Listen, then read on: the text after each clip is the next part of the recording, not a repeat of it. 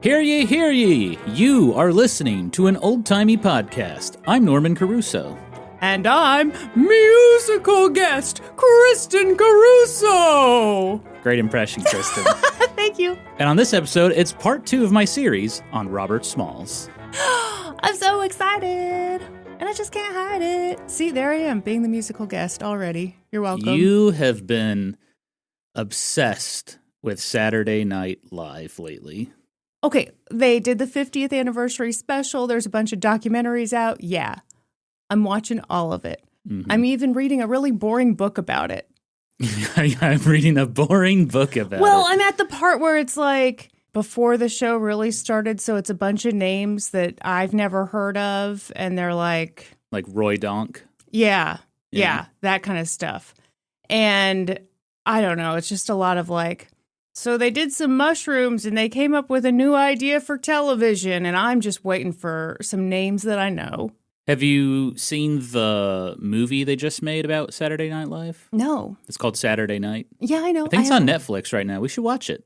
Well, maybe I will. Yeah, maybe we'll cozy up, have maybe a little lovey date. Maybe I'm hanging out with other cool dudes. You just don't know. That's not happening.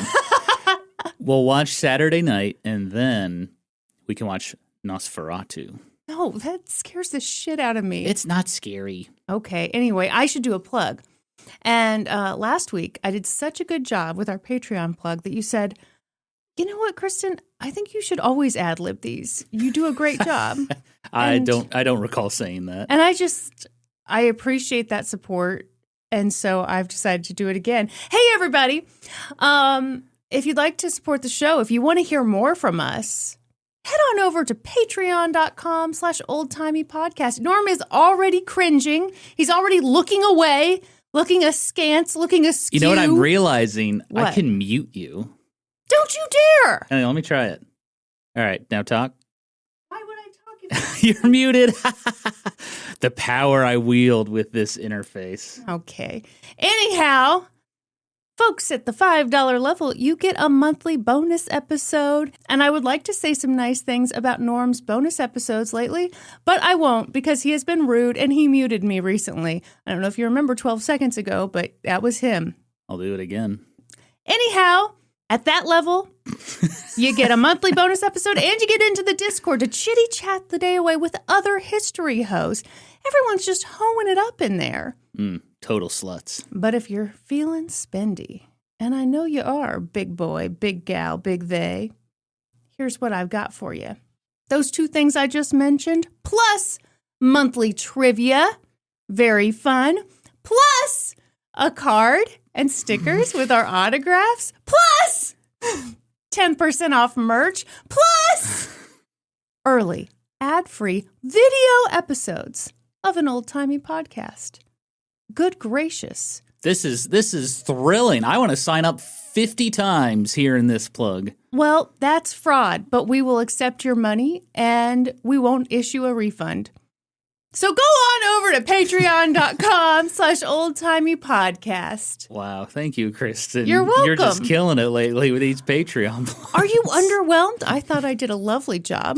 I recall last week you saying you were going to step up your game and give a badass plug this week. Well, that was a lie, wasn't it? Clearly.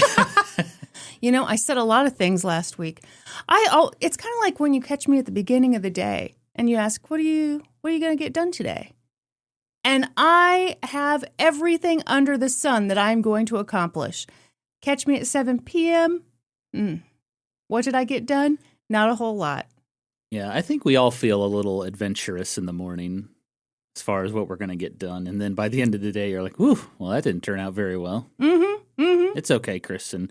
We all love you. Oh, thank you. And we support you. Oh, my goodness. You feel bad about muting me. If you really support Kristen, you would sign up at patreon.com/oldtimeypodcast. I see. This has all been a guilt trip. Well done, sir. Now that's how you do a Patreon plug. You played it like a Midwestern grandma. You know, we don't see you very often. The Patreon hasn't changed. Come on by any time. Well, you ready to hear part 2 of this series on Robert Smalls? Hell yeah, I am. Part 1 was amazing. No wow, pressure. Amazing. Well, yeah. Yeah, The reviews are in. Yeah. You made me look like a fucking fool, though. Why? Because you started out the episode saying it was his daring escape, and I was like, prison escape? And you were like, in a way, yes. Mm-hmm. And I was like, you're either in prison or you're not. You either escaped or you didn't. And you were like, well, it can be a prison of the mind or something like that. And I shat all over it. Then, turns out you were talking about slavery. Boy, was I a douchebag. Hang on, I have a sound for this. You do? Yeah, you ready? Yeah. Yeah, that's Is that how you were feeling? That's how I felt. Is that accurate? I was like, But no, I'm excited. Great. This episode is a little more uplifting than the last one, I'd say. I mean, the dude escaped slavery, so that was pretty uplifting. But then he kicked a bunch of ass, and I'm going to tell you all about it. Okay. But first, we have to recap part 1. Previously on An Old Timey Podcast. Ooh. Really gets Kristen going. All right, calm down. It's a family show. Kristen, Stop it. I just took a huge dump. Oh, that's on brand. No, I didn't do that. We learned about the daring escape of Robert Smalls. Robert Smalls was born into slavery in Beaufort, South Carolina. Not Beaufort, Beaufort. And South Carolina was the hotbed of slavery in the United States. There were more enslaved people than free people in the state.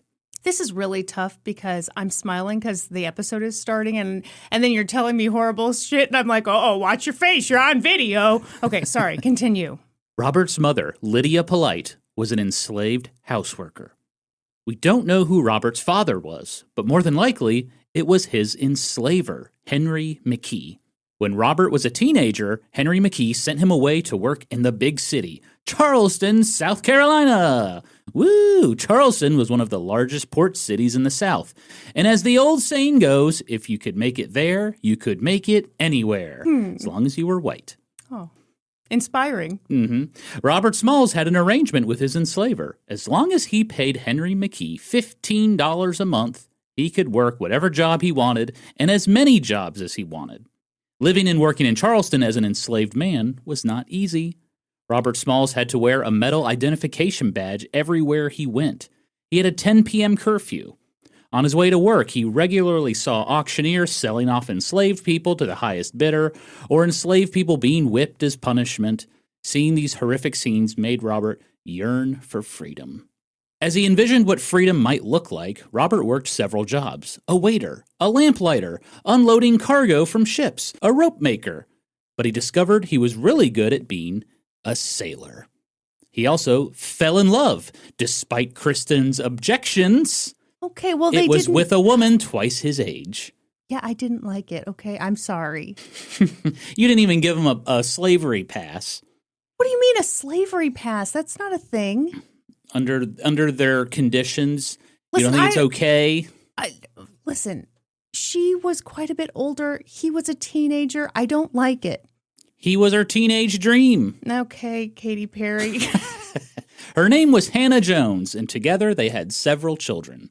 But then in 1861, Robert Smalls and his family's lives were turned upside down because the American Civil War was now in full swing. Dun, dun, dun, dun, dun, dun. And their Norm, home... What? I don't like that you make fun of me for saying very serious things are in full swing. Sometimes that's just how it is. It's now a thing on this podcast. If anything happens in history, it is in full swing. That's right. These are the rules.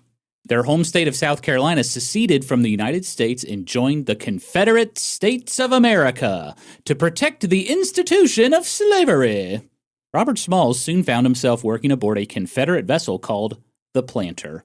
They performed military operations around the Charleston harbor, like moving soldiers and weapons between forts and laying mines in the water. Robert's skills as a sailor stood out among the rest of the crew. He gained a lot of trust with the white officers on board the ship. He was eventually promoted to wheelman. Meanwhile, Robert Smalls continued to plot his escape behind the scenes.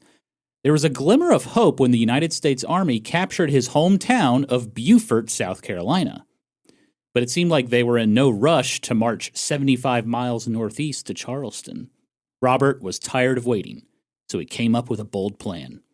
He would commandeer the boat he worked on, the Planter. Then he would sneak it out of Charleston and take it to the United States Navy ships anchored along the coast. This daring plan would secure freedom for himself, his family, the rest of the enslaved crew, and their families. It was a risky operation, though. What if the white officers found out? And how do you sneak a big steamship out of Charleston? And what about all the Confederate guards and forts along the way? But for Robert, securing freedom was worth that enormous risk. On the night of May 12, 1863, the white officers left the Planter ship for the night to be with their families, and with that, Robert Small's daring escape began. First, he and the other enslaved men on the ship gathered their families on board. Then they slowly made their way out of the Charleston harbor.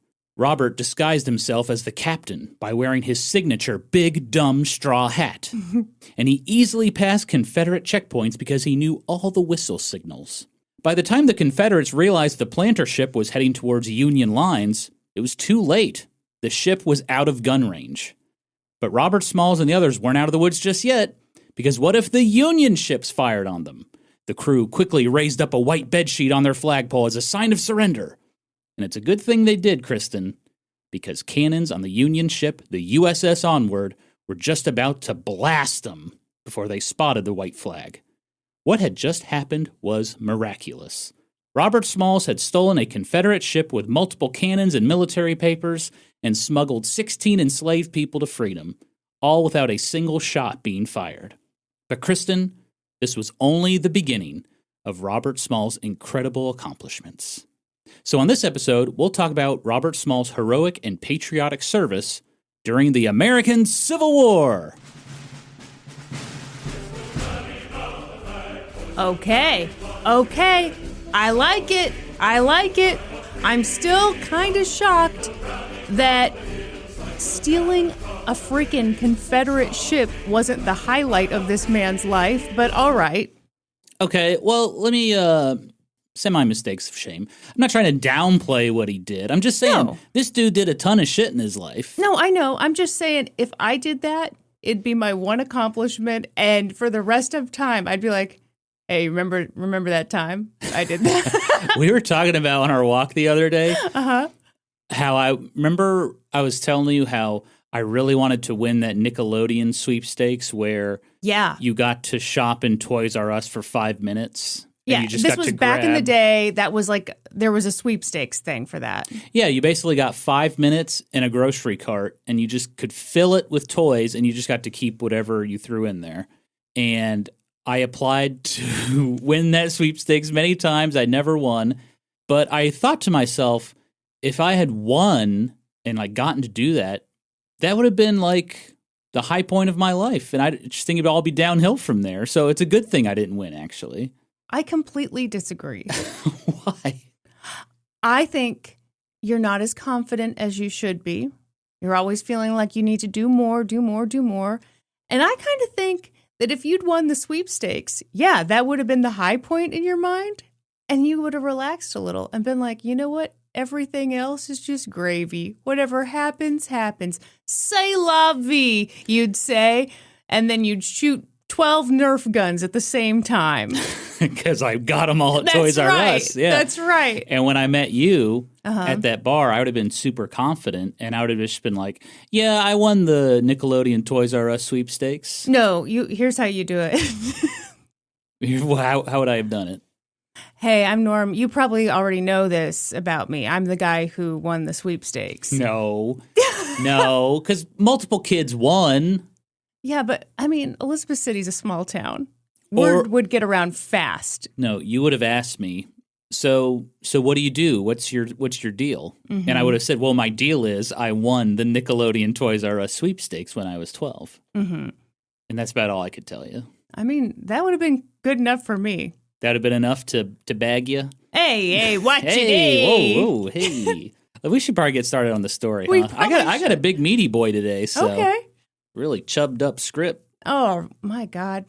Okay, Kristen. So, it's official. Robert Smalls and the other enslaved people on board the Planter had reached the safety of the Union line. They were free. And so they turned to Union Captain John Frederick Nichols, who you looked up last week and said he was quite sexy. He was, yeah. And they asked him, hey there, big boy, you got an extra U.S. flag on you? And Nichols blushed and was like, oh my goodness, yes, I do. The crew of the Planter took down that white bedsheet and they raised up the stars and stripes because the Planter was now a Union ship. USA, USA. Hell Woo! yes. By the way, as they were doing this, Confederate soldiers at Fort Sumter watched from afar with their telescopes, and they were like, they were pissed. Pissed. Right? That is terrible. Right in front of them, Kristen. And they probably would have cried more if they knew what else Robert Smalls had on that boat. He handed over a newspaper from Charleston with the latest news on what was happening around town. Oh, shit. Okay. What yard sales were going on that weekend. He turned over military documents stored inside the Planter, including a list of Confederate code signals. And the big prize was, of course, 4 giant Confederate cannons, recently repaired and ready for use. Captain John Frederick Nichols was like, holy fish paste, this is really good stuff. We need to take you to the boss man so you can tell him all about your escape. So Robert Smalls and his group got back onto the Planter, and they were escorted down to Port Royal, South Carolina, which was now in Union control. They were going to meet with the man in charge of the whole U.S. Navy operation down there, Rear Admiral Samuel Francis DuPont. Did he have a rear worth admiring? You're actually laughing at that. Oh, that's good. I wish I would have you. come up with that one. Well, The Rear Admiral. we can't both be brilliant. Yeah, just a sailor with a huge ass. Ooh, Rear Admiral indeed. Rear Admiral DuPont was a tall, slender, aggressive, battle-hardened Navy man, Kristen. Oh, okay. He was from Delaware, a border state where slavery was still legal. Oh, shit. I would not have guessed that. All right. Mm-hmm. But DuPont was never an enslaver. In fact, he was not a big fan of slavery. However, he did share a somewhat common view among Northerners. And that was, well, the Constitution does allow slavery, so there's nothing we can do. Plus, I've always heard that enslavers treated people humanely. And hey, as long as it doesn't expand into the new states and territories, I'm okay with it. Okay, that's interesting. Why would they have a problem with it expanding into new states if they feel like people are being treated well and it's protected by the Constitution? Southern influence. They felt it was like a power grab. Okay. You know what I mean? But DuPont's views changed quickly after Union troops took Port Royal and marched into Beaufort, South Carolina. And there they encountered 10,000 enslaved people whose enslavers had fled the area. DuPont was horrified at what he saw. He wrote to his wife in a letter, "God forgive me. I have seen nothing that has disgusted me more than the wretched physical wants of these poor people." It was a dire situation. Food supplies were dwindling in the area because the army was now there too, and they had to be fed. So the United States government set up camps to provide food, clothing, housing, and medicine for these newly freed people. And it was while all this was going on that on the night of May 13th, 1862, the same night he had stolen the Planter, Robert Smalls arrived at Rear Admiral DuPont's headquarters. DuPont was eager to hear the story of Robert Smalls' escape. And Robert spilled the beans, Kristen. He told DuPont about what the Planter was doing for the Confederacy. He pointed out where all the mines were in the Charleston harbor. He turned over all those military documents he had. But the biggest piece of information he shared was, hey, the Confederates just moved all of these cannons out of this river near James Island, so it's open for invasion. There's no one defending it right now. Oh, shit. Yeah, that's a pretty big deal, right? Well, yeah. Mm-hmm. Then Robert Smalls took DuPont on a little tour of the Planter. And Rear Admiral DuPont was like, I'm about to bust. Ooh, he was so impressed. Mm-hmm. Not only did Robert Smalls bring him, quote, A fine boat and quite valuable to the squadron, but he also just knew a ton of information about the area and how the Confederates were defending it. So, Rear Admiral DuPont did what he thought was best for his country. He offered Robert Smalls a job. He wanted him to pilot the Planter for the U.S. Navy. Robert Smalls chuckled, put on his aviators, and said, "Hell yeah." It's really amazing that music was playing at the time. Right? Okay, that didn't actually happen like that, but he did say, "Yes, I'll take the job." Meanwhile, in the Confederate States of America, oh boy. White folks in Charleston were slowly coming to the realization that the Planter had been stolen by its enslaved crew. And they said, people simply couldn't believe it, Kristen. One Confederate soldier wrote, quote, "I scarcely think that Negroes devised that scheme. Some white person must be at the bottom of it." Oh, gosh. Are they going to murder some white guy? Because they just are so... Oh, no. Oh, no. You'll see. Okay.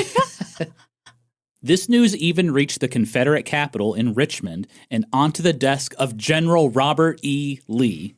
And Robert E. Lee was like, I say, this better not happen again, and whoever helped those slaves ought to be punished." Oh. He's Foghorn Leghorn, basically. I was going to say that is Foghorn Leghorn. Oh, did you know he fought for the Confederacy? Foghorn Leghorn? I had a hunch. Your glasses got all steamed up from your coffee. Yeah, I had a hunch. Confederate commanders in Charleston were like, "Oh, yes, Daddy Lee." Ew. Okay. And they quickly wrote up a new rule, Special Field Orders number 35. And here's what it read. They're going to come down harsh. You ready? On who, though? Hang on, let me read the rule. Okay. No steamboat, small boat, or vessel will be allowed to pass Fort Sumter without a written report. Okay. Yeah, take that. I mean, that's really not as badass as I was expecting. I was expecting, like, and now we're going to, throw the hammer down. And Kristen, instead it's, we're going to document everything. Kristen, you were feeling exactly like the white folks in Charleston because they agreed. What I wanted. They were like, that's it? What about those white officers that were on the Planter? Where were they? The three white officers in question were Captain Charles J. Rellier. We call him CJ. Sure. First Mate Samuel Hancock. And engineers. We call him Sammy Hands. We call him Sam Hammies. And engineer Samuel Pitcher. We just call him Samuel Pitcher. Mm-hmm. One newspaper called their actions, quote, disgusting treachery and negligence. And then another newspaper was like, they should be hanged. Oh, man. Well, Kristen, something had to be done. So Confederate authorities looked them in the eye and said, Let's go to court! All three of those white officers were placed under arrest and charged with the following. Disobedience of orders for leaving the boat unattended. Yeah, we remember. And neglect of duty for allowing the Planter to be stolen. Oh, I thought it's because some guy took a shit and they just pretended to not see. Neglect of duty? You're not picking up your dog poop when you're supposed to be. In our neighborhood group. Oh, my God. Somebody posted, someone didn't pick up their dog's poop, and I'm getting really sick of it. And the guy that posted that included a picture of the turds. This guy got down on the ground and had like an artsy close-up photo of dog shit. That's when I left the neighborhood group because I was like, no, there needs to be rules. Like, it's one thing to say, hey, everybody, please pick up after your dogs. It's another to be like, have you ever seen dog shit before? Here's 3 close-up photos of it. We didn't need to be reminded what dog shit looked like. Kristen, lawyers for those white officers, they begged for leniency. Those lawyers were like, They're such troopers. Oh, they're such troopers. They're hard-working Southern men. They work all the livelong day. They just wanted to spend time with their families. Okay, now, I obviously don't think these guys should hang for this, but I mean, they're not hardworking. That's why they're in this position, is because they're not hardworking. Ooh. Well, they're not. They're not. The only reason this happened was because they would be like, okay, bye. I'm going to go get drunk. You guys are good working here, right? You can do my job for me? Okay, cool. Wear my hat. It's fine. No, you should have said, don't touch my big dumb straw hat. Yeah. Well, Kristen, once again, you and the public are on the same side. Oh, shut up. Because the public was like, yeah, we don't give a shit. They fucked up and they have to be punished. Okay, I am not on their side. Those Seems like you no, kind of are. those angry white people wanted these guys to hang for it, right? They wanted someone to answer. I've got your answer. They're lazy bitches. Okay? Also, if you enslave people, you're a lazy bitch too. Ooh. Well, I mean, that's just the truth. So yeah, the public was like, they fucked up, they have to be punished. And then the lawyers responded, okay, yeah, they did fuck up, but technically these guys are not enlisted in the Confederate Army. They're contractors. Oh. And so therefore, they don't have to follow the rules and articles of war. And so therefore, they're not guilty. Okay. Which was true, Kristen. Captain Relier, Samuel Hancock, and Samuel Pitcher were all contractors. Yeah, but that's not going to work. Yeah, the Confederacy didn't give a shit. Yeah. They were like, hey, we declared martial law, so we can just do whatever the hell we want. Yeah, the Confederacy's not real anyway, so sure, let's make up some It's real rules. to them, damn it. No, it's not. Try spending Confederate money. See how far that'll get you. It's true. It was worthless. All three white officers were found guilty. Captain C.J. Relier received 3 months prison and a $500 fine. Adjusted for inflation, $20,000. Yeah. First mate Samuel Hancock, 1 month of prison and a $100 fine. Adjusted for inflation, $4,000. But the egghead, engineer Samuel Pitcher, got nothing. His charges were dropped entirely. Why? It's not clear, but probably because he was just the engineer. He wasn't really in charge of anybody. Okay. Charleston residents weren't super thrilled with the outcome. They were definitely out for blood. Uh-huh. But, oh well, at least someone was being held accountable. But then, Objection! the white officers' lawyers appealed the ruling. They did? I mean, they got off really easy. Like, they just got a light spank on the booty. Now, the guy who has to pay $500, that's going to sting. But, Yeah. I mean, I think I'd happily scoop my little booty to prison for a couple months. Nope, these lawyers said, nope. They shouldn't be charged with anything. Oh, boy. So Confederate commanders looked over the case, and what did they decide, Kristen? Were they so angry about the appeal that they gave these guys more jail time? Nope. They dropped the charges entirely. Wow. Are you ready for the reason why? Yeah. It was the George Costanza defense. Was that wrong? Should I not have done that? I tell you, I gotta plead ignorance on this thing, because if anyone had said anything to me at all when I first started here that sort of thing was frowned upon. That's For real? right. Yes. They ruled that Confederate commanders had not communicated properly to the three white officers that they were not allowed to leave the boat unattended. Wow.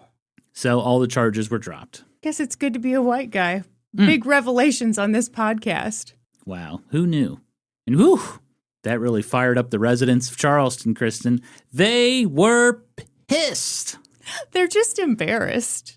They were like, hey, what about John Ferguson, the guy who owned the planter? He deserves to be compensated for the boat he lost. Oh. John Ferguson was, in fact, mad, Sure. but mostly because he had been leasing the planter to Yeah. the Confederates for $125 a day. Yeah, and he was loving it. Yeah, which, adjusted for inflation, $4,500 a day he was leasing this boat. And now he wasn't getting shit. He's getting diddly dick. It's unclear if he was ever paid for the loss of the boat. And then the public cried out, Well, what about the enslavers? They are the true victims of the crime. They lost their property. Oh. From what we know, Robert Small's enslaver, Henry McKee, did nothing. He was informed about the incident, but he never filed a claim to be reimbursed. Perhaps it was because he was now working in a Confederate hospital and too busy to deal with it. Perhaps it was because he was grieving. 2 of his children had recently died from scarlet fever. Or perhaps it was because Robert Smalls was his son and he didn't care. Either way, Henry McKee did nothing. What do you think? It could be a lot of things. It could be that he was smart enough to know that, like, there's no way I'm getting any kind of compensation for this. Who's going to compensate him? The Confederate government. Yeah. That was a thing enslavers did. So they were paid with Confederate dollars? I would assume at this time, yeah. At the time, they didn't know it was worthless. You know? They had a feeling. Norm, did they have a feeling this wasn't going to work out? I've had a feeling about cryptocurrency for a long time. All right, I've had a feeling. It's actually doing really well right now. Okay, great. Yeah, I think it's possible that he thought, nothing's going to come of it, but maybe there's a little guilt there. And yeah, that was absolutely his son. I just think he just didn't want to deal with it. Hannah's enslaver, a man named Samuel Kingman, was interviewed by newspapers about what happened. And he estimated that Hannah and her children were worth about $2,250. Adjusted for inflation, $90,000. Oh, shut up. Well, he never filed a claim either. Yeah, which means that they weren't worth that. I realize how awful that sounds, but honestly, that just sounds like some bullshit. Woe is me, I'm the victim. My Honda Accord was worth $90,000 and it was stolen from me. I tell you what, when I had my little Toyota Yaris and I got in a car accident, they totaled it and they said it was worth more than I purchased it for. I was thrilled. It was a good day for us. Great day. And I got pizza at Costco that day. Wonderful. From the food court, or did you just... Food court, Okay. obviously. Okay, I'm sorry. So ultimately, the only thing that happened from this whole incident was that the Confederacy put out a $2,000 reward for the capture of Robert Smalls. Adjusted for inflation, $75,000. That's terrifying. Would anyone succeed? Stay tuned. All right.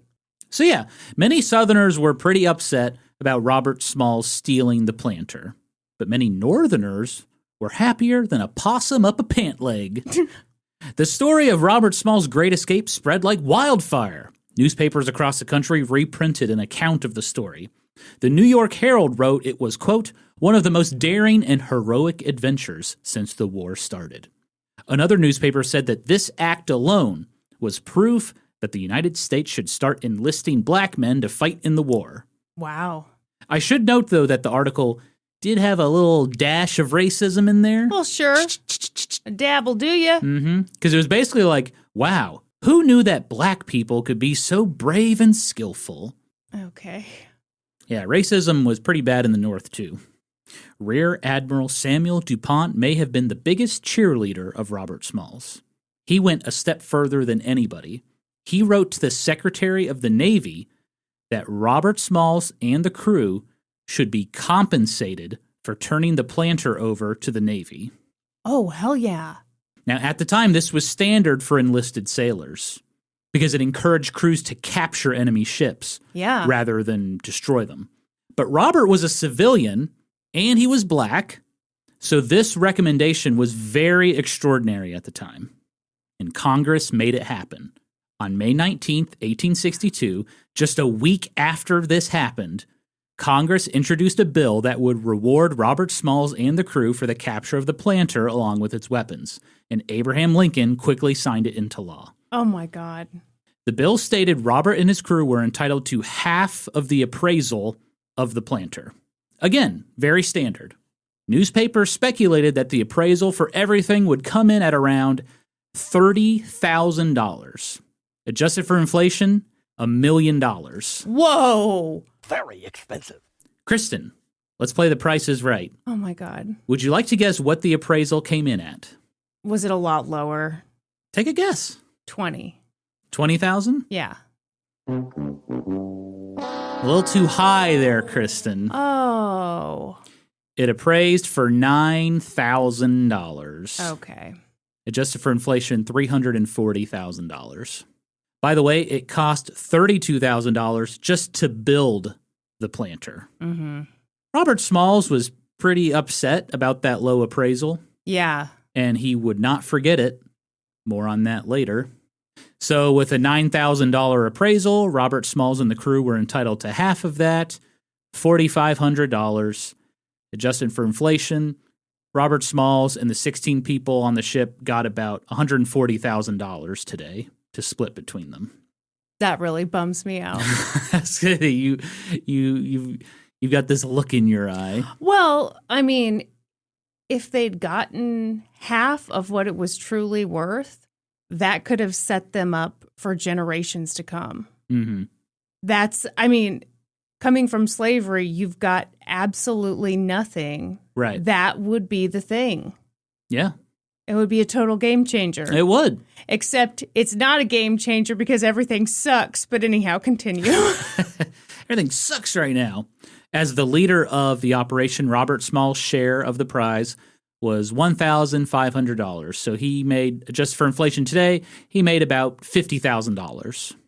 This was way less than Robert had hoped, but at that time, for a formerly enslaved person, it was life-changing money. Sure. Because if you remember, he used to earn $1 a month working in Charleston. I do remember. After getting their payout, Robert, Hannah, and the children were sent to Beaufort to live in one of the many camps set up by the Army. And they were finally reunited with Robert's mother, Lydia. These camps were the first time the government attempted to help newly freed people, and it was known as the Port Royal Experiment. This is the precursor to Reconstruction. People were given food, clothing, shelter, protection. Missionaries from the North came down to provide education and religious instruction. Formerly enslaved people were sent back to work on many of the plantations they came from. But now work was paid. There you go. And with those wages, newly freed people were allowed to purchase land on those abandoned plantations. Work hours were normal. There was no capital punishment allowed. Most of the work was picking cotton. The Union Army needed it really badly. Newly freed people weren't super thrilled about that because they'd rather grow something that was maybe a little more useful to them, like food. Yeah. But either way, this was a radical experiment at the time that provided a blueprint for what Reconstruction could look like for newly freed people. Make no mistake, this was still hard living. But above all, Robert Smalls was just relieved to know that his family was now safe and free. And now he could focus on another thing. Kicking some Confederate ass. Yes. Maybe I ought to tie that long hair on your head to the short hair on your ass and kick you down the street. Robert Smalls was now the pilot of the planter for the U.S. Navy. He was a civilian contractor, and he earned $40 a month. Holy shit. Adjusted for inflation, about $1,600 a month. But again, he was earning $1 a month in Charleston. I'm doing the $40. comparison game, yeah. Now, you might be wondering, Kristen, hey, why was Robert a civilian contractor? Why didn't he enlist in the Navy? He probably wasn't allowed to, right? Great question, Kristen. History hose, listen up. Here's a not-so-fun fact. Oh, no, my brains. The United States Army had barred black men from serving, but the United States Navy did not. Oh. However, formerly enslaved men were not given equal treatment. They were not allowed to get promotions. The highest rank they could achieve was boy. Ew. That's literally the lowest rank. And it's actually meant for children serving on ships. Yeah. It was all manual labor, and the pay was awful. Boys were also given harsher punishments. If you remember that scene from The Terror, Kristen, when Hickey disobeyed orders and Crozier punished him as a boy. Yeah. He had to get lashed on his ass in front of everybody. Yeah. Yeah. Anyway, all of this meant that if Robert Smalls enlisted in the Navy, he wouldn't get to be the pilot, and his pay would suck ass. So that's why he was a civilian contractor. That's really smart. Mm-hmm. Now, he had only been working for 3 weeks when he got another job offer. You see, the missionaries down in Port Royal, they kind of needed some help because more and more formerly enslaved people were showing up every day, and the missionaries were like, whew, we don't have enough resources to help these people. So a missionary met with Rear Admiral Samuel DuPont and was like, hey, can we take Robert Smalls on a little tour in the North to raise some money? Oh, okay. Yeah. DuPont was skeptical because he thought that this tour might try to take advantage of Robert Smalls. Plus, he really needed Robert Smalls' help in South Carolina. He knew the waterways better than anyone, and there is a war going on. And then DuPont said a sarcastic line that, as a history hoe, I think you will all appreciate very, very, very, very much. DuPont quipped, you know, you'd probably make more money showcasing Robert Smalls at P.T. Barnum's museum in New York. Oh! Ooh. Fun fact, Kristen. Wow. Samuel DuPont was right because P.T. Barnum was actually showcasing a black man with a somewhat similar story to Robert Smalls. But a made-up version? Or? No, it was real. Oh, you ready for this story? Yeah. A man named William Tillman was a free black man working as a sailor when his ship was captured by Confederates, and they were going to sell Tillman into slavery. But at night, Tillman took out a hatchet and hacked them all to death and threw them overboard. I love it. Then he sailed the boat to New York, where P.T. Barnum showcased him at the museum along with his hatchet. Future topic? Oh, my God. I hate to admit, but man, if I'd been around in these old-timey times, I'd be going to P.T. Barnum's museum every day. Every day. What do you got today, Barnum? More problematic shit. Great. You are a big fan. No, I'm not. Well, remember, P.T. Barnum was a big-time abolitionist, so he probably was licking his chops thinking of this story. Anyway, back to our story. Rear Admiral DuPont's answer to the missionary was... Hell no. Hell no. To the no, no, no. Hell to the no. Yeah, he really needed Robert Smalls for the war effort. Yeah. And the intelligence Robert provided to the Navy was paying off. Because remember, he told DuPont that the Confederates had abandoned that river south of Charleston, and so the Navy quickly captured it. And now they could use it to transport troops easily for a possible invasion of Charleston. Okay. Robert Smalls was also kicking ass, as promised. That summer, he piloted the Planter to a Confederate artillery encampment, where Union troops disembarked and burned the camp to the ground. Burn to the ground. And stories like Robert Smalls were helping to change the narrative about black people and about the war itself. That year, Washington, D.C. abolished slavery. Congress was now paying enslavers money for voluntarily freeing their enslaved people. Oh. Mm-hmm. I did not like know a that. buyback program. Wow, okay. Slavery in the Western territories was abolished, and captured enslaved people were no longer considered contraband. They were now free. As the summer of 1862 came to a close, missionaries once again asked Rear Admiral DuPont if Robert Smalls could help them with some fundraising. They were like, this dude is famous. People want to meet him. He could raise a lot of money. DuPont was still hesitant, though. But this time around, he decided to ask Robert Smalls what he thought about the idea. Oh, wait, Robert was never asked in the first place? No, not the first time. Oh. Imagine that. Yeah. Robert Smalls thought it was a good idea. His speeches could help the people in Beaufort, like his family. Yeah. But he did have one condition. He said, I want to make sure that I can keep my job as the pilot of the Planter. And DuPont was like, damn, I respect the hell out of you. Okay, you're free to go. And with that, Robert Smalls took off. This wasn't just a fundraising operation. Union commanders also gave Robert Smalls a letter. And they were like, we want you to personally deliver this to the Secretary of War, Edwin Stanton. The mission? They wanted to drum up support for the Port Royal experiment, including authorizing the Army to enlist black troops in Beaufort. That's really smart. Mm-hmm.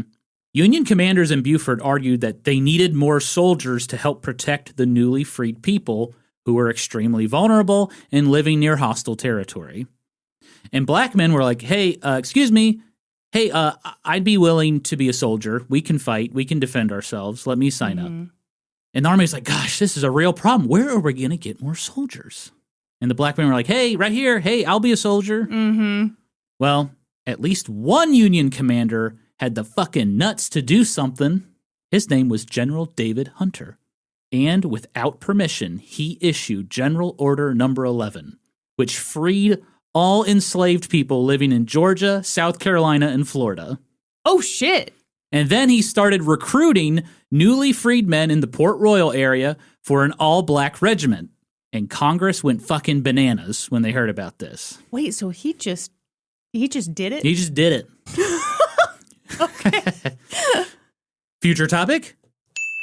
That guy's super interesting. Anyway, I bet. Congress went fucking bananas when he did this. Yeah. And they demanded answers from General Hunter about his, quote, regiment of fugitive slaves. Okay. Not fugitive and also not slaves. Are you ready for Hunter's reply? Yeah. He was like, well, I don't have a regiment of fugitive slaves. However, I do have a fine regiment of loyal people whose former enslavers are fugitive rebels. Yeah! So suck on that, Congress! Unfortunately, Abraham Lincoln shut down General Hunter's plan. Lincoln was worried that it would cause panic among the border states. I mean, probably. Yeah, Lincoln was right. General Hunter was so disheartened about it that he asked for reassignment. And now in late August, troops were needed more than ever. The Army had reassigned a ton of troops to Virginia, and that left the Union lines in South Carolina very, very thin, and commanders were considering abandoning some of the areas they had already captured. Oh, shit. And so their last hope was Robert fucking Smalls. He would go to Washington, D.C., and he would convince those chuckle fucks to allow black soldiers to serve in the Army. Robert Smalls arrived in Washington, D.C. in the last week of August, 1862, and he wasted no time. He met with the big cheese himself, Abraham Lincoln. Continue. Sorry, you're looking at me like, whoa, like you just sneezed your jeans over there. Well, that is amazing. I mean, I'm thinking he's just going to go do some speaking engagements throughout the New England area, but he's got this letter. Remember, he's got this letter. I know he's got the letter, but having a letter for Edwin Stanton is not the same as having a face-to-face meeting with the fucking president. Damn. Sorry, descendants of the Stanton family. No, much respect to them, but it's a little bit of a different deal, and I think they would agree, unless they're wrong. Okay. So Robert Smalls met with Abraham Lincoln and told his story, and he met with several of his cabinet members, including the Secretary of the Navy, Gideon Welles, which is the sexiest name I have ever heard. Gideon Welles. That sounds like a product. That doesn't sound like a man. How dare you? I wrote here, imagine if Gideon Welles married Allegra Cole. No, Allegra Cole is a really cool name. Gideon Welles has been around since 1830. They make the best wells. The wells? Like they sell the wells? Gideon Welles is a company, I'm telling you. It's like a liquor company, Gideon Welles. Like a well drink. Oh, sure. Yeah. Actually, Gideon Welles. Let's start it. No one steal that idea. Kristen and I are going to do it. And if you do it, we're coming after you. Yeah. And then Robert Smalls met with the Secretary of War, Edwin Stanton, who Kristen does not respect at all. He recounted his incredible story, and he advocated for black men to serve in the Army. Well, whatever Robert Smalls said, it worked. At the end of the meeting, Stanton handed Robert Smalls a letter and ordered him to bring it back to the Union commanders at Port Royal. That letter authorized the recruitment of black soldiers into the United States Army. This was a big deal, but Edwin Stanton knew that it was not a popular move at the time. So he used some interesting language in the order. First of all, it only authorized the recruitment of 5,000 men. And it said that black men would be armed, uniformed, equipped, and instructed in drills, discipline, and duty. But it didn't classify them as soldiers. It said they were laborers. Edwin Stanton also wrote that the order, quote, must never see daylight because it is so much in advance of public opinion. Yeah. And that tracked with the shifting views of Abraham Lincoln's cabinet because they now believed that victory in the war could end slavery. Abraham Lincoln had already hinted that he was going to emancipate enslaved people in the southern states. But he argued he could only make that proclamation from a position of power. He needed the Union Army to secure a major victory on the battlefield, which they were sorely lacking at the time. So, after meeting government officials, Robert Smalls gave his first public speech at the Israel Bethel African Methodist Episcopal Church. And he drew very big crowds. And then it was back to Port Royal. He wanted to deliver that order as soon as possible. Yeah. And when Union commanders got the news, they were relieved. The additional troops could help secure the area again. Kristen, this order to recruit black soldiers in the Port Royal area opened the floodgates for more black men to enlist in the army across the country. By the end of the American Civil War, 179,000 black men served in the army, while 19,000 served in the Navy. That's awesome. And it all started right here. Robert Smalls then continued his speaking engagements. He spoke in big cities like New York City and Philadelphia to huge crowds, raising badly needed funds for the Port Royal experiment. Free black people in particular were eager to meet him. They sang songs and showered him with gifts. He was a hero. Well, yeah, it would be so inspiring to meet him. And during that speaking tour, the United States finally got that battlefield victory they were looking for at Antietam. Well, technically it was more of a draw, but that was enough for Lincoln. And in September of 1862, he issued his preliminary Emancipation Proclamation.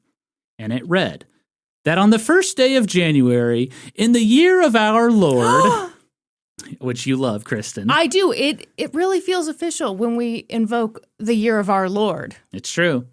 1863, all persons held as slaves within any state or designated part of a state, the people whereof shall then be in rebellion against the United States, shall be then, thenceforward, and forever free. Oh.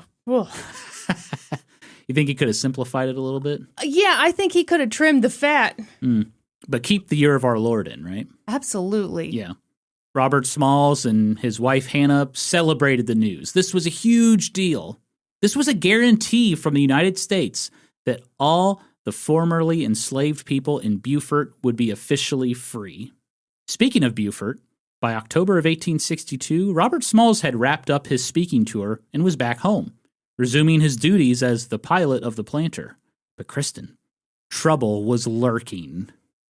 Remember how the Confederates had a bounty on Robert Smalls' head? Yes. Well, shortly after Smalls got home, a group of white dudes showed up into Beaufort, and they were like, hey, does anybody know where Robert Smalls lives? Oh, God.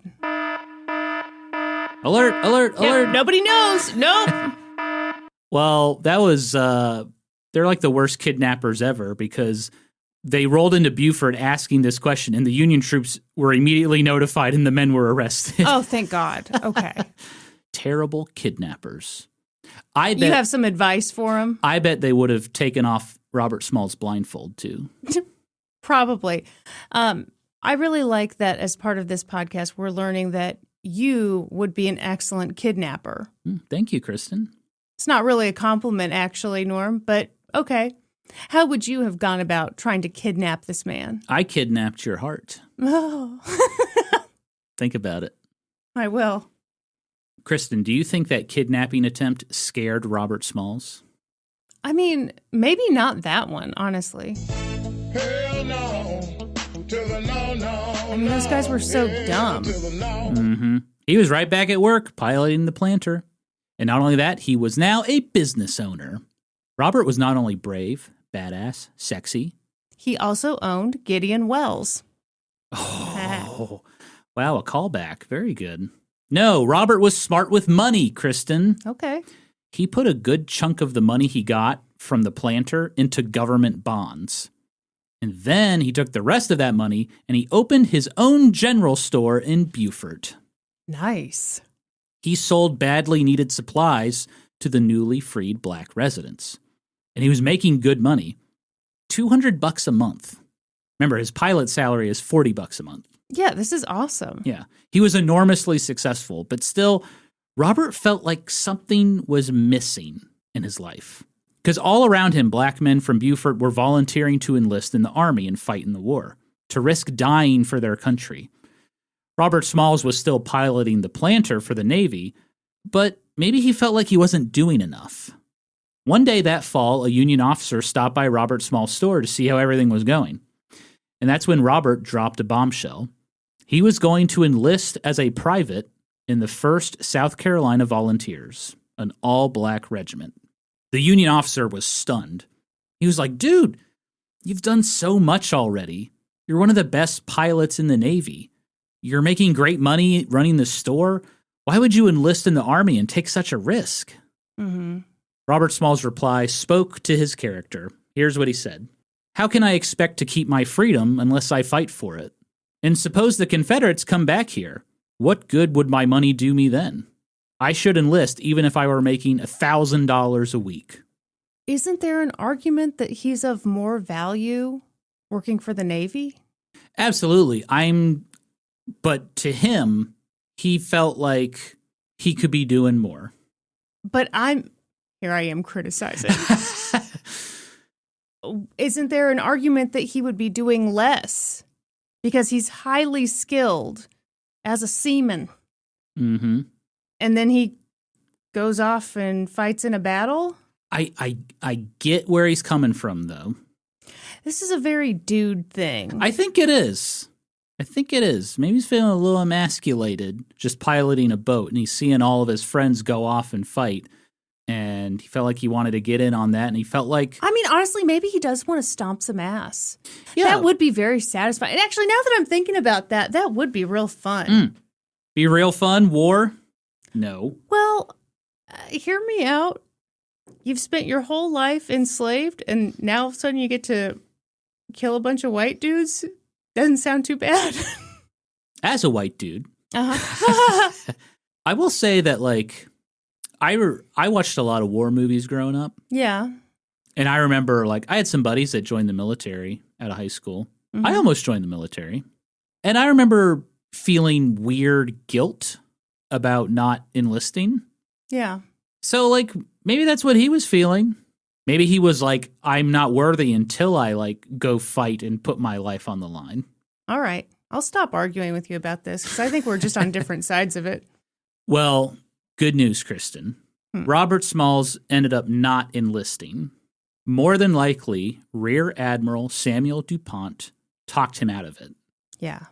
Because he was like, dude, your skills are really needed in the Navy. Sounds like the Rear Admiral and I have something in common. We love admiring rears, and we also think that his skill set needs to be in the boat. We haven't reached your full potential yet. Plus, there were rumblings that the Union was going to attack Charleston. And Rear Admiral DuPont was going to need Robert Smalls now more than ever to ensure victory.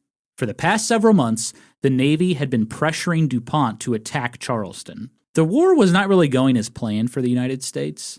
Besides that stalemate at Antietam, they seemed to be suffering defeat after defeat after defeat. Taking Charleston would be huge, symbolically. Militarily, it didn't really hold much significance. And the Navy was like, okay, DuPont, it's time to attack Charleston. And we're going to give you a bunch of those newfangled ironclad ships to do the job. But DuPont was hesitant to attack for a few reasons. For one, he didn't trust the new ironclad ships. He's being a little bit of a boomer, but he actually had good reasons for why. There was no doubt the ironclad ships could take a mighty pounding, which is also the name of my favorite porn. But DuPont thought the ironclads were really slow and they lacked firepower. Plus, Charleston had really boosted their defenses considerably. They put up more cannons around the harbor. They threw obstacles in the water. They laid a bunch more mines.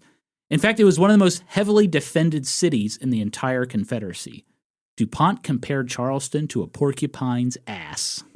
Really? Yeah. All quills. You know? Sure. Porcupine shooting its ass in the air. I thought the same thing when we visited. Really? Yeah. This whole place is just a pokey little butthole. I like Charleston. I did Very too. It charming was just city. a little joke. We can't joke about that. About porcupine's buttholes? That's right. Okay. We got porcupines listening to this podcast. And they are offended. Porcupines are so sensitive these days. That's right. That's what cancel culture is all about. It's very real, and it's all done by porcupines. That's right. Well, the Navy didn't like what they were hearing from DuPont, and so they're like, well, if you don't want to do the job, maybe you should consider retiring. Oh, that is bitchy. I know. DuPont was greatly offended. Yeah. And he was like, fine, I'll attack. And the Navy was like, great. They sent him 9 ironclad ships. That's a lot. Yeah. And one of those ships was a new 750-ton experimental ship made completely out of iron, the USS Keokuk. And DuPont assigned Robert fucking Smalls to pilot it. For what it's worth, Robert Smalls actually had a very different idea for the attack on Charleston. He kind of wanted to pull a John Brown. Okay. So he was like, hey, I'll move in with the ground troops towards Charleston, and along the way, I can help recruit enslaved people and arm them. I know these people. They're eager to fight. I bet I can raise 10,000 soldiers. Well, holy shit. I think Robert Smalls also understood the symbolism of black soldiers taking Charleston, Yeah. where the seeds of the Confederacy were first planted, Yeah. where the opening shots of the Civil War were fired, where he himself had escaped slavery. Robert Smalls believed that, quote, Charleston must be totally destroyed. But DuPont refused the suggestion. He was like, dude, I need you to be a pilot. Pilot this ship for me. Plus, apparently the Army was not going to get involved in the battle for Charleston until the Navy had fulfilled their duty of disabling Charleston's defenses. Oh. Yeah. On April 7th, 1863, on a clear afternoon, DuPont began the assault. Is this just a death wish? I guess you're going to tell me. I'm going to Keep tell going. you. Keep your halter top on. I'm not going to bore you with the nitty-gritty details of this battle, but long story short, it was a disaster, Kristen. Uh-oh. So DuPont was right to voice concerns about ironclads because they were way too fucking slow. Mm-hmm. They could only fire 6 to 7 shots per hour. Oh, my God. And the Union ships were basically surrounded on 3 sides by Confederate artillery, which just kept blasting them over and over and over. There were numerous obstacles. There were mines, torpedoes. The Confederates had also laid buoys in the harbor. And so when a ship reached a certain buoy, they were like, okay, that's the correct distance. This gun, this gun, this gun, all fire on them, which is actually really smart. No, I was just thinking that this is like, okay, your bonus episode where you talked about P.T. Barnum and you would share some of his ideas, and I hated him so much because he was such a piece of shit, but also he had really great ideas.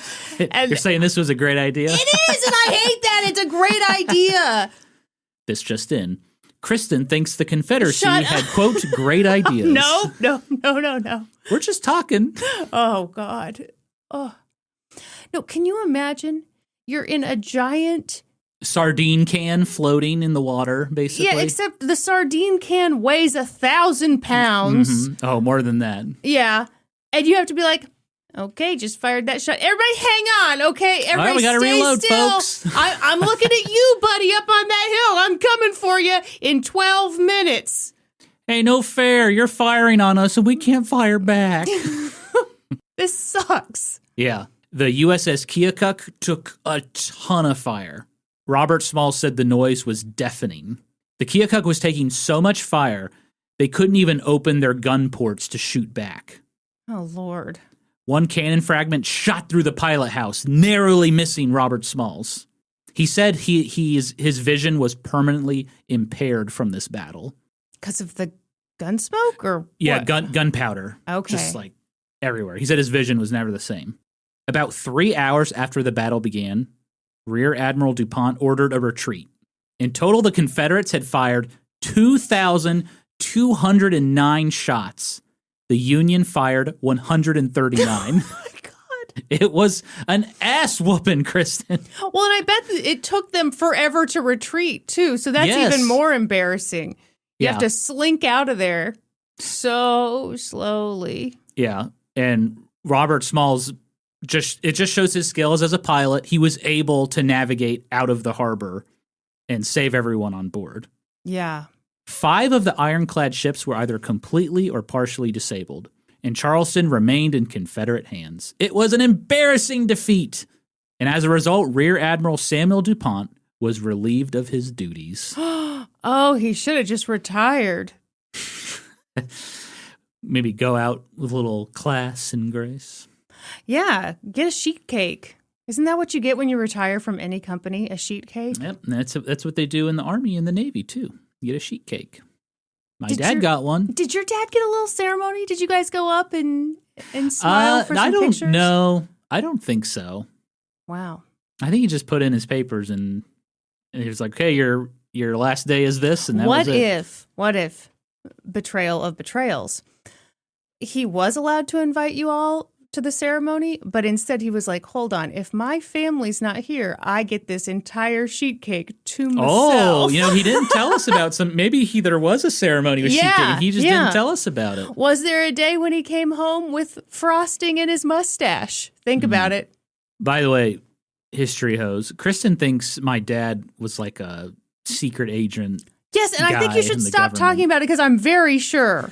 Okay, we'll stop. Frankly, yeah.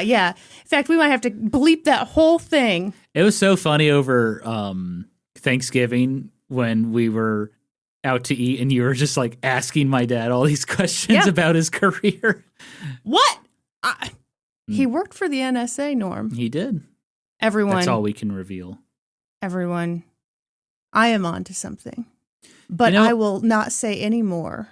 I've always wondered why my dad's name was James Bond. Okay. That's a dumb joke. James Bond works for British intelligence. Doesn't even make sense.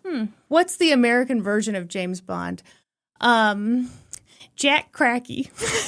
Jack Reacher. Oh, okay. Yeah, he's like a big badass James Bond. There's other spies, right? Austin Powers. No, he's British too. Shit. All right, Historyos, let us know of an American spy. Yeah, it's your dad. It's my dad. You're right. So yeah, DuPont was relieved of his duties. Robert Smalls was sad to see him go. Well, Because, these things happen, though. Like, it's you every morning. huh? Relieved of my duty. Kristen! Listen, I didn't make any Keokuk jokes. And so... Oh, I wrote and deleted many Keokuk jokes. Uh-huh. This just I shows how couldn't do classy it. we are. It was named after a Native American chief, and I was just okay. like, I don't know about this, but it is kind of funny. I'll just leave it out. We've got beauty, we've got grace. We are Miss United States, both of us, sharing the title, even though one of us clearly deserves it more. Check out when I drink water from this bottle. What, you think you do that in an especially beautiful way? You don't. I assure think you don't. It turns the listeners on. Okay. Yeah, DuPont was one of Robert Small's biggest advocates. He gave him that pilot's job. He helped push for the enlistment of black soldiers. Yeah, he respected. He respected the hell out of Robert Smalls, just the way I respect vegetarians. Yep. The loss at Charleston and DuPont's departure wasn't the only bad news, though. The following month, Robert Smalls' son, Robert Smalls Jr., died of smallpox. Oh. 16 months old. He had only been an infant when his father took him to freedom on board the Planter. Despite this heavy loss, Robert Smalls kept working. He ran his general store. He continued to pilot the Planter throughout the spring and summer of 1863, mostly moving troops around and supplies. Meanwhile, the United States decided to attack Charleston again, this time, though, with ground troops. And one of those regiments that attacked was an all-black unit called the 54th Massachusetts. Kristen, Yes. are you familiar with the 54th? No. Have you ever seen the movie Glory? No. You've never seen Glory? I've never seen a lot of movies. Norman. Oh, man, you would love Glory. Okay. Yeah. Great movie. It's about the 54th Massachusetts. It'd be weird if it wasn't. Great movie. It's about this guy who runs into this gal, and at first they don't like each other, but then they decide they do.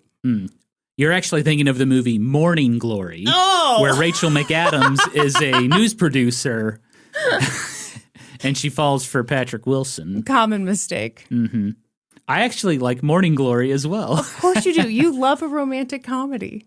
Fun fact, Kristen. Wow. The 54th Massachusetts was led by a white officer named Robert Shaw. And during their attack on Fort Wagner, which was near Charleston, Robert Shaw died. And the Confederates... Wow, that's not a very fun fact for Robert Shaw or his family.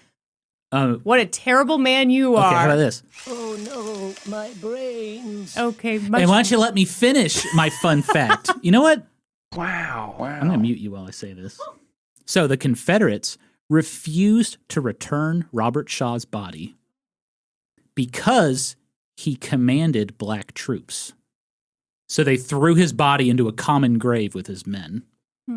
Robert Shaw's father, who was a staunch abolitionist, said, quote, "We can imagine no holier place than that in which he lies, among his brave and devoted followers, nor wish for him better company. What a bodyguard he has." Have you talked about that before on the podcast? The 54th? I mean, that story sounds familiar. Maybe I have. That is awesome. Yeah. The 54th Massachusetts failed to take Fort Wagner, but their bravery showed the public that, yes, black men were willing to fight and die for their freedom.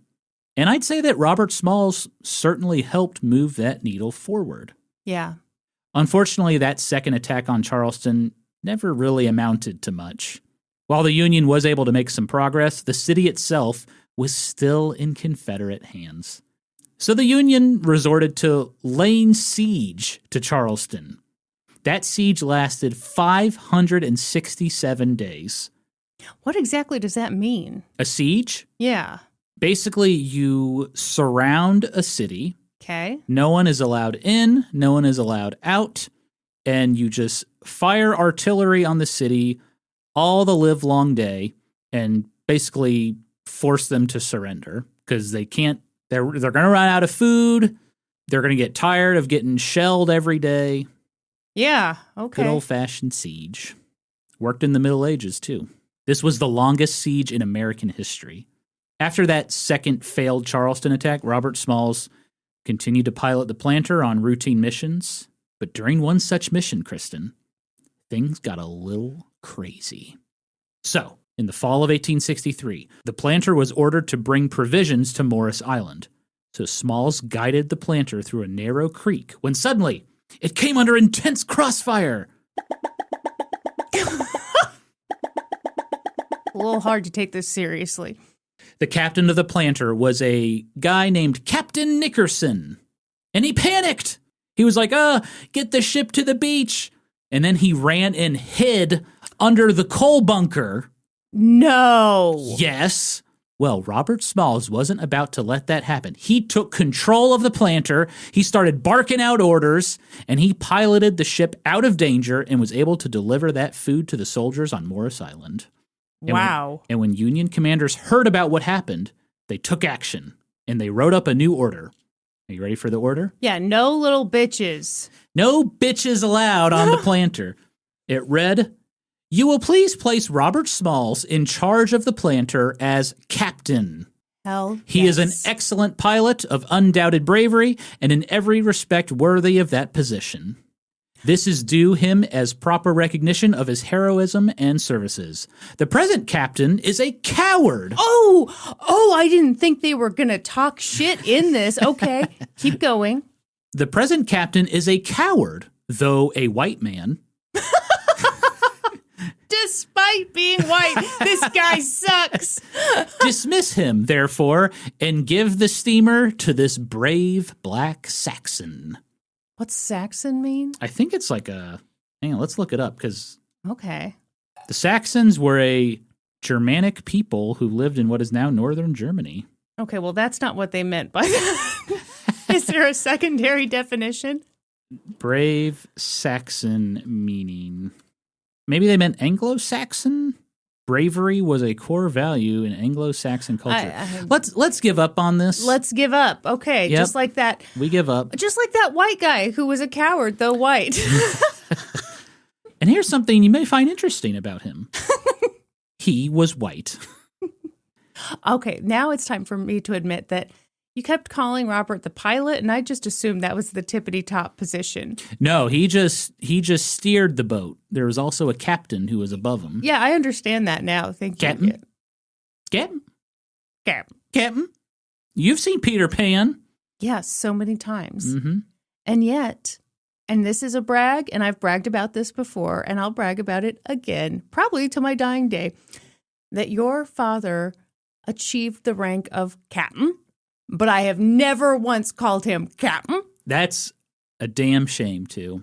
A damn shame. What a missed opportunity. No, that's respect. It's that I hear it in my head as a fun word to say. I love to say captain. And I finally have someone in my life who is a captain. But my dad would find it funny if you called him captain. I know he would, but he put in a lot of work for that title. He sure did. I used to, slight tangent, I used to work for an organization that worked exclusively with doctors. Mm-hmm. And I had a lot of colleagues who didn't want to, when they were talking to a person, didn't want to call them Dr. So-and-so. They wanted to have that kind of same level. But I always felt like, man, you went to school for 1,000,000 years. I'll call you a doctor. Yeah. Why the hell not, right? Tell you what, if I ever got my PhD, I would demand everyone call me doctor. Including when you're, oh my God. You absolutely know. Know what? That medical doctors, listen up and be prepared to write in with a quill or something. A quill? I realize writing in sounds different than just email us or comment on social media. I want to know, medical doctors, have you had some douchebag come into your office for a routine appointment but insist on being referred to as doctor because they've got like a doctorate in literature or something? They got a PhD in like hamster mating or something. Yeah. And they're like, and they'll call you a doctor, but they are also like, just so you know. I believe I've earned that title too. Yeah. So yeah, they made Robert Smalls the captain of the Planter. This was a huge honor. Just 2 years ago, he was a lowly deckhand, and now he was the damn captain of the Planter. He earned it. Hilariously, Confederate newspapers reported on the story, and they're like, so what? Big deal. Who cares? Why do they keep talking about Robert Smalls? Who cares? This is my favorite thing. Why? I've noticed this about different, a lot of different things. People are like, oh, that guy sucks. No one listens to him. No one pays attention to that person, blah, blah, blah. And it's like the fact that we're even talking about this means that people do care. The fact that you're writing the article means you are bothered. The fact that we're all talking about it means it is, in fact, news. Imagine that. I bet that drove you crazy as a journalist. What specifically? Like for the newspaper you worked for, people are like, I don't even know why you guys cover this certain thing. Did anyone ever do that? Like, why are you even reporting on this? Oh, not often enough. You're using a bad example. Oh, okay, sorry. Because there were things that I was like, yeah, this shouldn't be covered. But I'm talking more about when people try to argue that something is not news or like someone is not relevant. Mm-hmm. I see. And oh yeah, like why? Yeah, why are we like? So, it happens with celebrities a lot. Yes, that's what I'm thinking. Okay, my bad. Yeah, I was equating celebrities to small town journalists like yourself, Kristen. Oh my God, just look at me. Well, by God, getting promoted to captain came with a sweet pay bump. Now Robert Smalls was making $150 a month. Adjusted for inflation, $4,000 a month. Hell yeah. By the way, the average black soldier made $10 a month. Yeah. More good news followed. In December of 1863, Robert and Hannah had another child, Sarah Voorhees Small. Voorhees. Where'd that come from? Or do you know? Robert was a big fan of Friday the 13th. It's a Dutch name.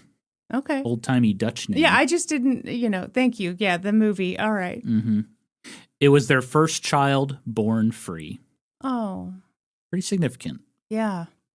But Kristen, all of these accomplishments were nothing compared to what Robert Smalls did next. You are going to go crazy for this.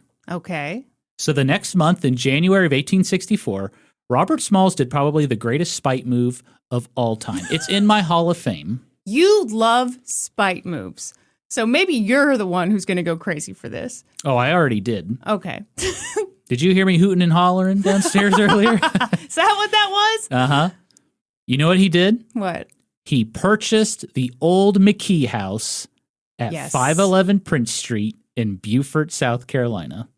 Oh, my God. It's the one you looked at last week. If you want to look at it again. Wait, can you tour this house? I believe so.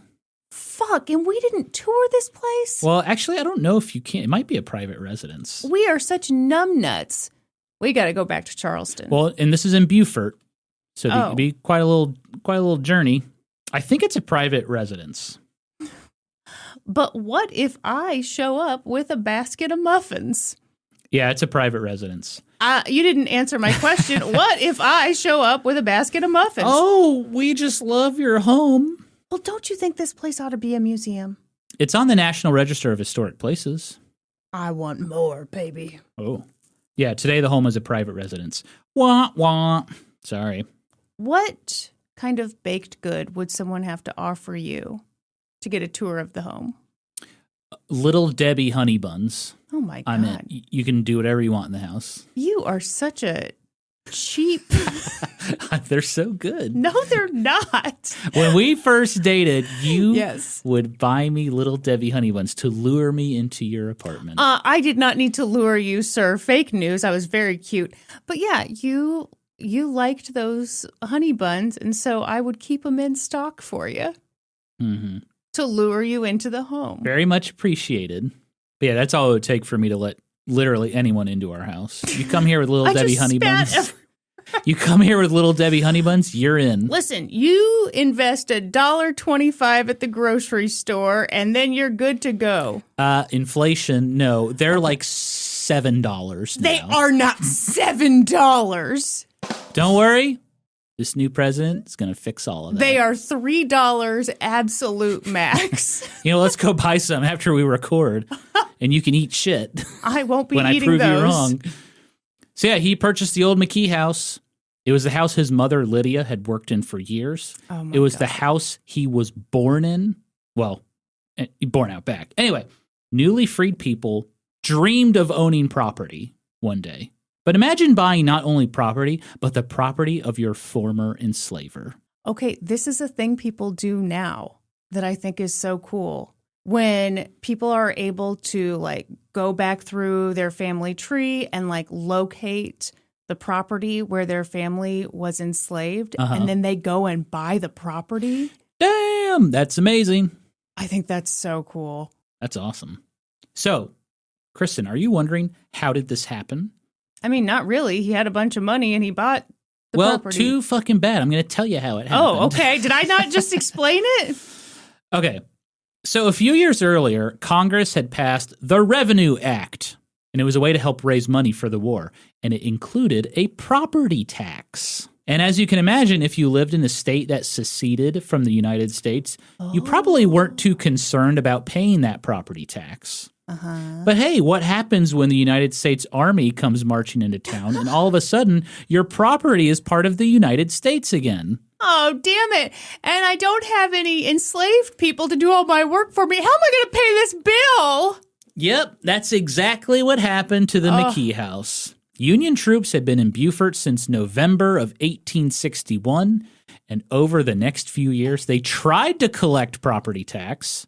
They posted about it in the newspapers. They listed the addresses and right next to it how much money was owed on each property. Ooh. But Henry McKee was gone. Long gone. He had run off. And because he failed to pay, his property now belonged to the government. And the government could either use that property for themselves or they could auction it off to the highest bidder. My God. And they took all of Henry McKee's property. The Ashdale plantation, where Robert's mother Lydia was born, Henry McKee owed $48 in taxes on that place. It's about $2,000 today.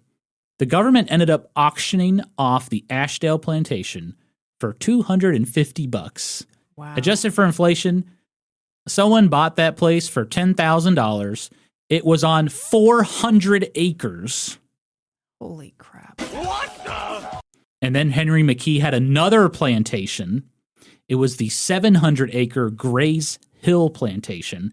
The government decided to actually keep that, and they used the land to set up a school for formerly enslaved people. And several of them bought some of the land. And then you have the house at 511 Prince Street. Henry McKee had actually sold the house about a decade earlier to somebody else. But that person had also fled Beaufort, and they didn't pay taxes on it, and so the house went up for auction. And Robert Smalls was just delighted to put in a bid. Now, one caveat with these auctions was that if you wanted to buy the property, you had to pay the full amount in cash. And that was no problem for Robert Smalls. He won the auction with a winning bid of $665. That is awesome. Adjusted for inflation, $25,000. Robert Smalls said, quote, "I am proud of the fact that I live in a dwelling built on the very ground where I was born. The old homestead and its surroundings are mine, and I shall leave it for my children to enjoy."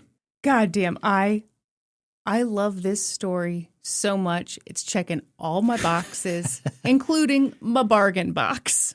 Because he got a great deal. I love that he got a great deal. Yes. Bargain mansions. We're here in Beaufort, South Carolina, where former enslaved man Robert Smalls is looking for a home for his family. Now that is an HGTV show that I would love to watch. Gone are the days of episodes about like, oh, so we're going to blow out this wall so the kitchen can be bigger and, the dining room is, blah, blah, blah, blah. No, boring. Don't care. Instead, every episode starts with footage of scared white people running away from town.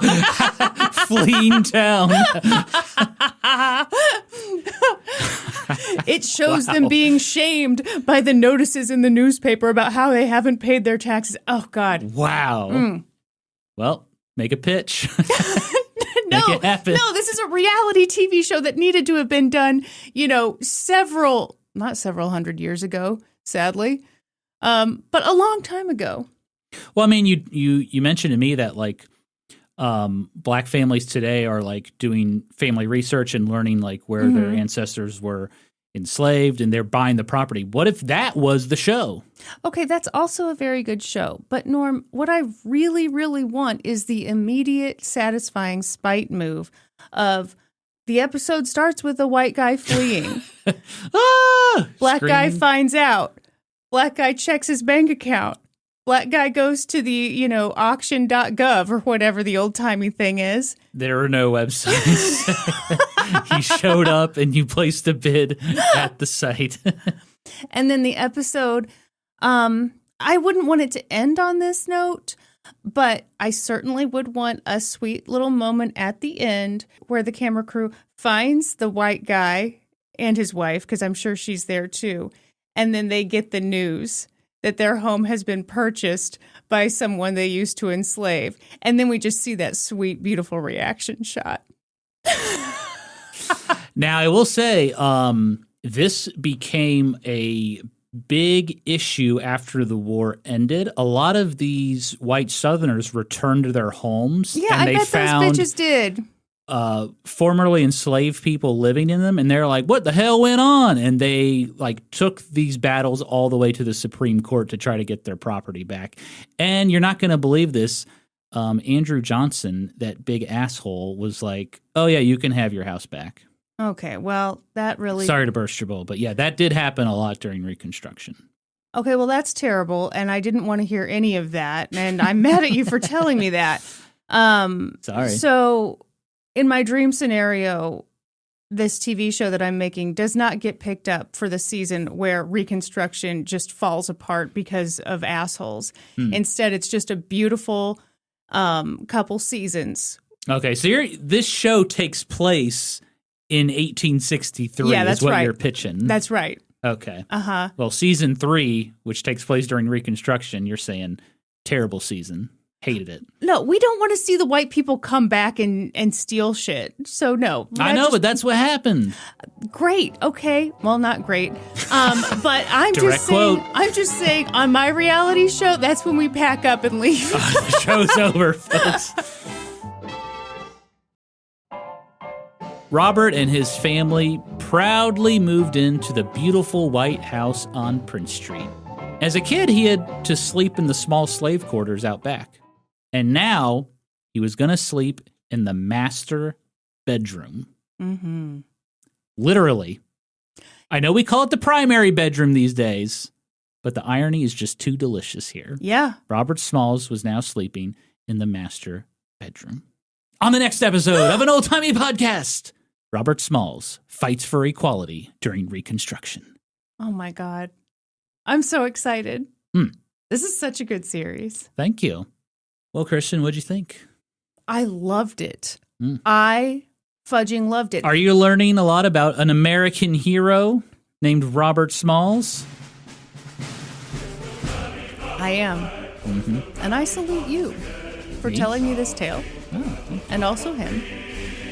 I do love, we have a lot of South Carolina history hoes commenting, and they're just like, oh my gosh, this is the coolest story to come out of Charleston. It's excited an amazing you're covering story. it. Yeah, it's awesome.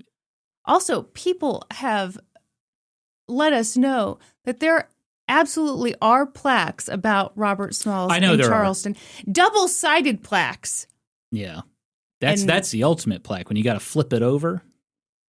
Double-sided?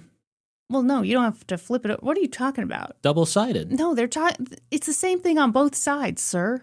No, it's the same thing on both sides. You've never seen front to back plaques? You got to go around and read the No, that's behind. not a thing.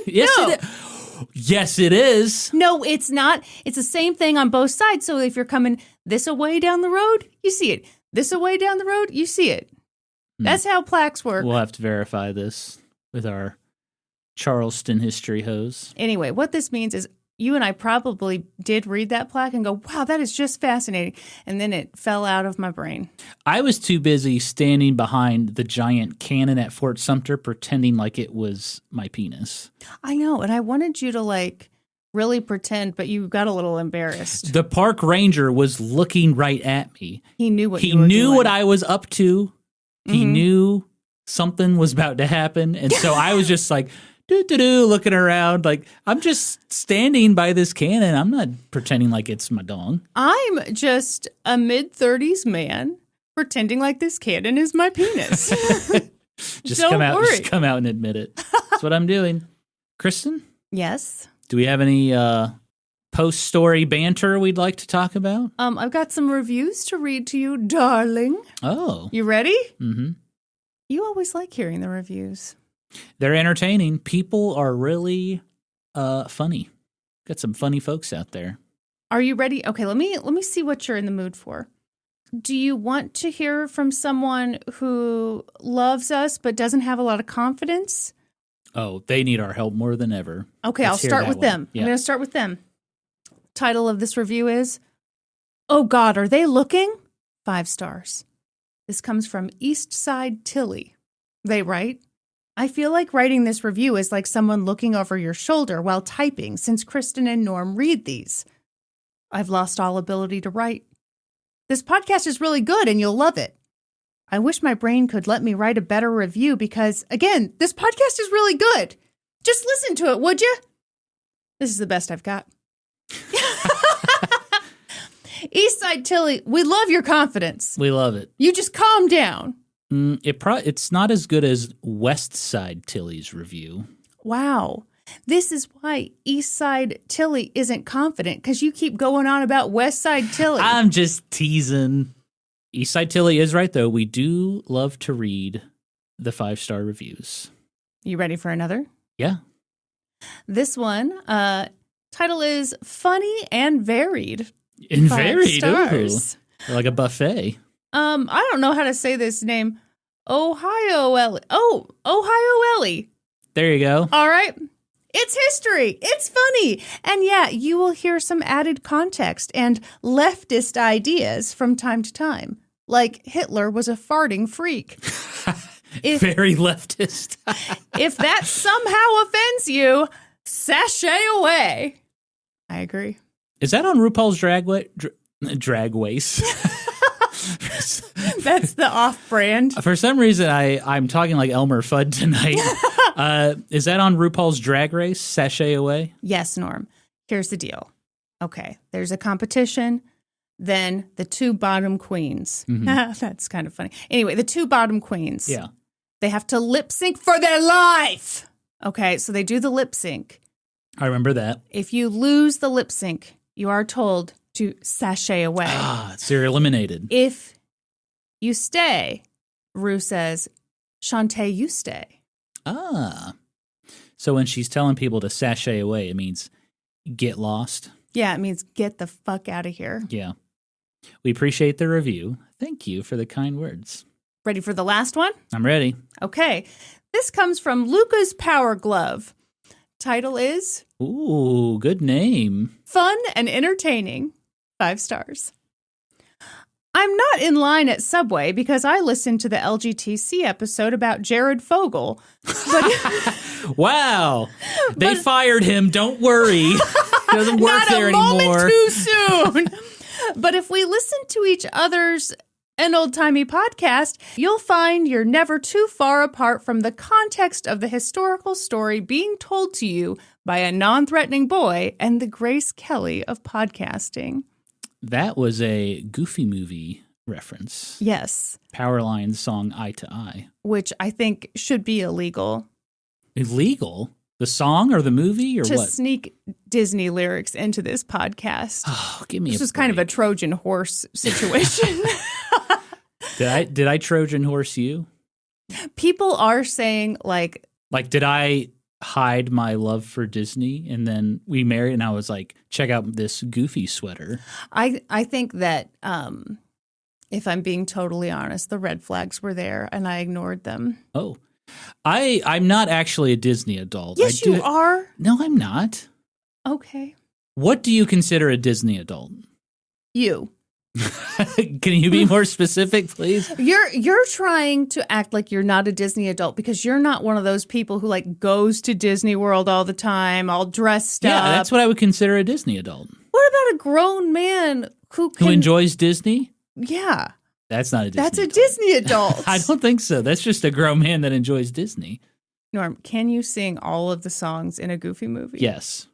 Nobody else but you. Tell us the last time you watched a Disney movie. Ooh. He doesn't want to admit it, folks. Oh, it's I so watched recent. Angels in the Outfield last week. Oh, my God, Norm. You're a Disney adult. That's a live action movie, though. That's not a cartoon. Does that still count? It does. It's a good movie. You're a grown man who loves Disney. Bada bing, bada boom. There we go. I was wearing a Goofy sweater in our latest Instagram or one of our latest Instagram posts. And people were like, yeah, look, he's full-blown Disney adult. Look at that Goofy sweater. Yeah. And I do just want to say that, like, that actually belonged to my grandfather, but I was happy to get it. Norm, you're trying to make loopholes for yourself. You're right. I'm sorry. We're gonna cut all this. Probably. No, we're not. We're gonna keep it in. You're trying to. Oh well, I wasn't the one who purchased it originally, but I do wear it a lot, and I love it. You're right. No, I'm gonna fully own up to it. I love that Goofy sweater. I'm gonna wear it all the time. My grandpa loved Goofy. Yes, he had Goofy tattoos. He was obsessed. What did he like so much about Goofy? Well, one, he's incredibly sexy. That's Single father. okay. Great dad. What's Sure. not to love? Sure. I remember one time when we went up to visit, it was that morning, and we were all getting coffee, and I went to go get a mug from the cabinet, and I just picked a random one, and your mom came like rushing over, and she goes, no. And she put it back and handed me a new one. I had grabbed your grandfather's Goofy mug. Yeah. Which was apparently a prized possession that only he could drink from. Yeah, there were a lot of rules in my grandparents' house. Unspoken rules that only a select few knew about. It's like a secret society. A secret society that is very strange. I guess all secret societies are. Do you remember when we were staying with my grandparents and my grandpa was concerned that we were going to eat all of his pot brownies? Yes. I mean, if we'd known there was pot in the brownies, maybe I would have. My grandparents had some interesting quirks. Mm-hmm. Yeah. Are those all the reviews? That's all I got for you, big boy. Okay. I'm sorry, I don't know why I called you big boy. Shall we wrap this up? Let's wrap it up. Okay. You know what they say about history, hoes. We always cite our sources. That's right. For this episode, I got my information from Be Free or Die, The Amazing Story of Robert Small's Escape from Slavery to Union Hero by Cate Lineberry, and Gullah Statesman, Robert Small's From Slavery to Congress by Edward Miller Jr. That's all for this episode. Thank you for listening to An Old Timey Podcast. Please give us a 5-star review wherever you listen to podcasts. And while you're at it, subscribe. Support us on Patreon at patreon.com/oldtimeypodcast. Join the Reddit community, r/oldtimeypodcast. Follow us on Facebook and YouTube and Instagram at Old Timey Podcast. You can also follow us individually on Instagram. She is the gorgeous Kristen Pitts Caruso. I go by Gaming Historian. And until next time, toodaloo, ta-ta, and cheerio.